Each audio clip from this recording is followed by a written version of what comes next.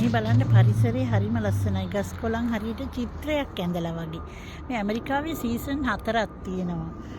Spring, summer, fall and winter කියලා. එතකොට මේ දැන් යන්නේ ෆෝල් එක. ෆෝල් එක පටන් ගන්නේ සැප්තැම්බර්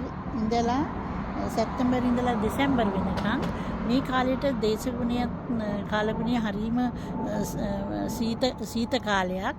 එතකොට ඉක්මනටම කරවල වැටෙනවා, ගස්වල කොළ හැලෙනවා. මේ කාලේට ප්‍රධානම දේ තමයි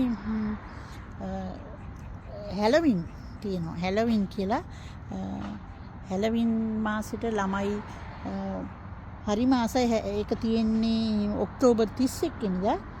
මේ කාලෙට නැති බැරි අයට පෝෂාධාර ලබා දෙනවා. ඒ වගේම ලොකු කුඩා හැමෝම අඳුරු භයානක චිත්‍රපටි චරිත, ඒ වගේ කලාකාමී චරිත ඇඳගෙන තමා